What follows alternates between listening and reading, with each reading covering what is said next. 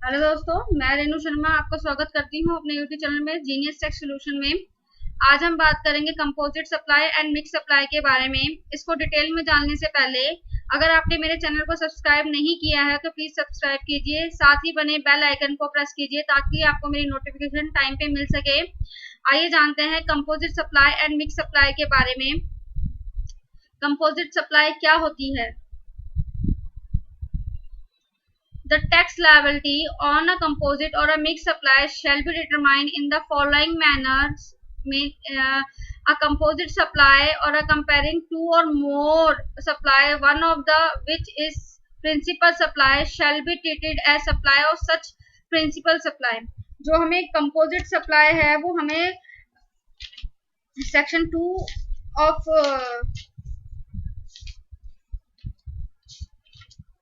Section 2 of 30 में हमें describe किया गया है what is composite supply.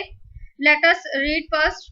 Composite supply means a supply made by a taxable person to a recipient consisting of two or more taxable supplies of goods or services or both, or any combination thereof, which are naturally bundled and supplied in the conjunction with each other in the ordinary course of business, one of which is the principal supply. इसको detail में जानने से पहले एक बार हम principal supply की definition भी देख लेते हैं कि प्रिंसिपल सप्लाई की डेफिनेशन क्या होती है। प्रिंसिपल सप्लाई की डेफिनेशन हमें सेक्शन 2 ऑफ 90 में डिस्क्राइब है। Principal supply means the supply of goods और services which constitutes the predominant element of a composite supply and to which any other supply forming part of that composite supply is ancillary. अब हमने composite supply की definition में हमने पढ़ा to or more taxable supplies, मतलब कि एक से ज्यादा उसमें सप्लाईज होनी चाहिए। मान लीजिए एक्स गुड है प्लस वाई गुड है तो ये हमारी सेक्शन 8 में लेवी होगी और ये सप्लाई ऑफ गुड्स मानी जाएगी। और जो हमारी दूसरा एग्जांपल लेते हैं हम टू टैक्सेबल सप्लाईज का। एक मान लीजिए एक्स हमारी गुड्स है, सर्विसेज है और प्लस वाई हम सर्विसेज दे रहे हैं, दो तरह की सर्विसेज हमारी हो गई तो ये हमारे सेक्शन 8 में कंपोजिट सप्लाई हो गया। और तीसरा हम ले सकते हैं जिसने हमें डिस्क्राइब किया गया, एक एक्स हमारी गुड्स है और प्लस वाई हमारी जो सर्विसेज है, इसमें गुड्स भी हो गई और सप्लाई सर्विसेज भी हो गई।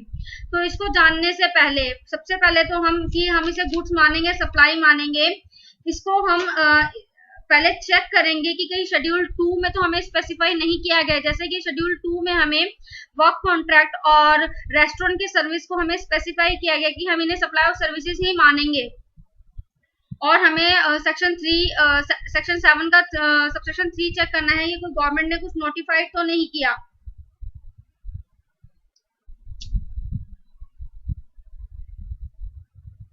ठीक है, और अकॉर्डिंगली हम उसे गुड्स और सर्विसेज के हिसाब से ट्रीट करेंगे आगे। अब मेन जो इंग्रेडिएंट्स हैं जो कि प्रेजेंट होने चाहिए कंपोजिट सप्लाई में वो है the supply must be consist of two or more taxable supply of goods और सर्विसेज और बोथ, मतलब कि पहले एक से ज्यादा उसमें गुड्स या सर्विसेज होनी चाहिए टैक्सेबल सप्लाईज की, plus taxable supply should be naturally bundled और वो नेचुरली बंडल्ड होने चाहिए। और थर्ड इसका है they should be in conjunction with each other in the ordinary course of business, और वो एक दूसरे के ऊपर डिपेंड होने चाहिए, उनको सेपरेटली हम नहीं वो कर सकते। जैसे कि हम ट्रांसपोर्टेशन अगर हम कुछ करते हैं और हम गुड्स जो हम ट्रांसपोर्ट कर रहे हैं जो उसका हमने इंश्योरेंस किया, तो वो इंश्योरेंस हम खाली गुड्स का इंश्योरेंस तो कराएंगे नहीं, जब हम ट्रांजिट में गुड्स को लेंगे तभी हम उस गुड्स का इंश्योरेंस कराएंगे। दैट मीन्स वो they are conjunction with each other and one of supply must be the principal supply. और प्रिंसिपल सप्लाई की डेफिनेशन हम ऑलरेडी समझ चुके हैं।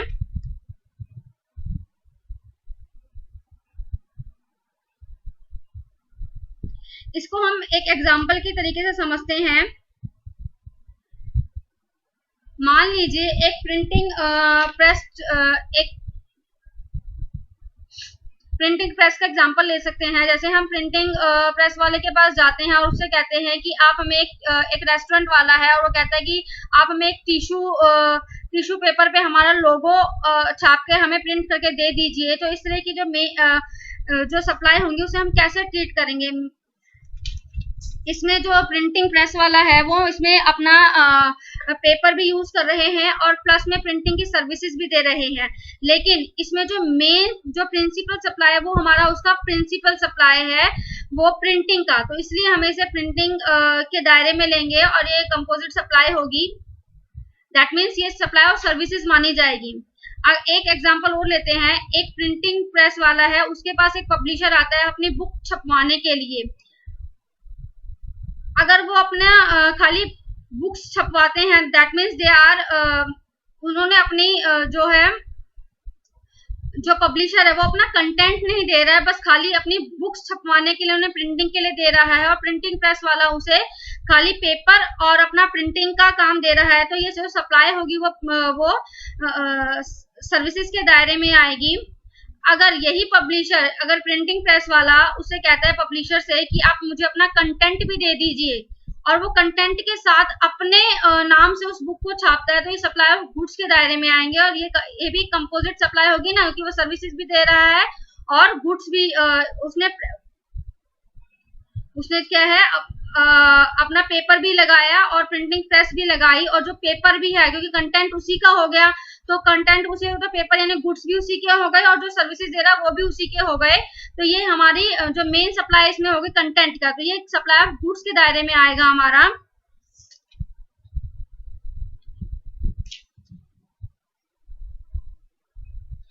एक इलस्ट्रेशन हम कंपोजिट सप्लाई का और ले सकते हैं।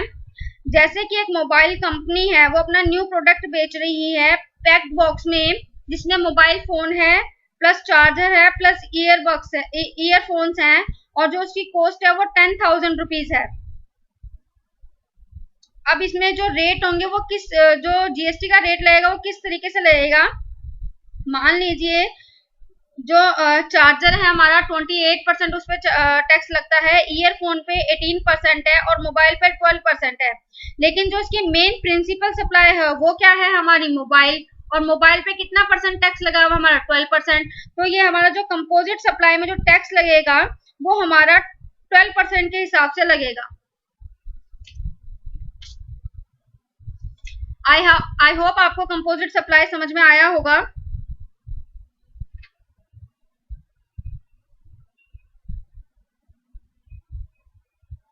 आइए जानते हैं मिक्स सप्लाई के बारे में।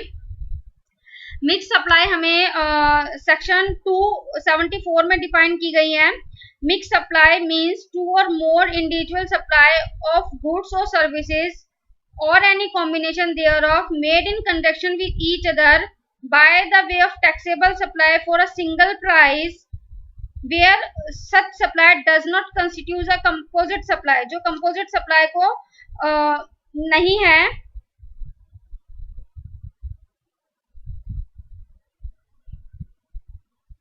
मिक्स सप्लाई में क्या होता है, जो भी हमारे इसमें कंपोनेंट होते हैं वो एक दूसरे के ऊपर डिपेंड नहीं होते, यानी कि हम उनको सेपरेटली भी हम सेल आउट कर सकते हैं। They are not dependent on each other. और इस तरह के जो होते हैं उसमें जो भी गुड्स हमारे है उसमें जो हाईएस्ट रेट होगा उसके ऊपर टैक्स लायबिलिटीज अराइज होगी। मान लीजिए a supply of package consisting of can food है, स्वीट्स हैं, चॉकलेट्स हैं, ड्राई फ्रूट्स हैं, एसिडेटेड ड्रिंक्स हैं एंड फ्रूट जूस है। When supplied for a single price is a mixed price. Each of these item can be supplied separately. हम इन item को अलग अलग भी सेल कर सकते हैं, ऐसा नहीं है कि ये एक साथ ही सेल होंगे। हम स्वीट अलग से सेल कर सकते हैं, चॉकलेट अलग से सेल कर सकते हैं। They are not depending each other और they are not naturally bundled और ये एक दूसरे पर डिपेंड भी नहीं है।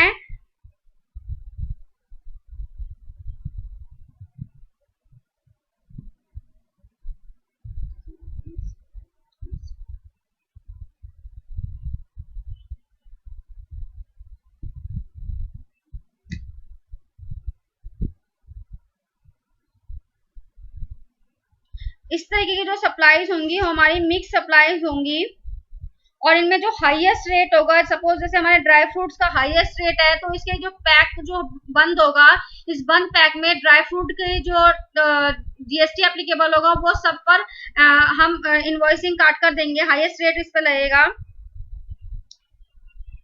जो मेन फैक्टर्स हैं to identify the mix supply, they are the component of supply are not integral of each other, वो एक दूसरे पे डिपेंड नहीं होते। Single price must be charge for the component in supply, जो भी हमारी कंपोनेंट हमने जो मिक्स सप्लाई में जो हमने आइटम्स ऐड किए हैं उसमें जो सिंगल प्राइस चार्ज होगा, और the components are available separately, मैं पहले ही बता चुकी हूँ वो आइटम सेपरेटली भी हम अवेलेबल होते हैं। And the component so sold together are not dependent on each other, वो एक दूसरे पर डिपेंड नहीं होते हैं। इस तरह की जो सप्लाईज होंगी हम उन्हें मिक्स सप्लाईज मानेंगे। आई होप आपको समझ में आ रहा होगा।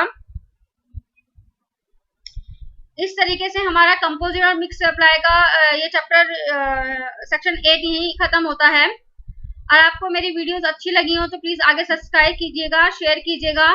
हम नेक्स्ट वीडियो अपलोड करेंगे एमसीक्यूज की, जो कि हमने सप्लाई के ऊपर बनाई हुई हैं, वो हम नेक्स्ट वीडियो में अपने डिस्कस करेंगे। Thank you for watching me.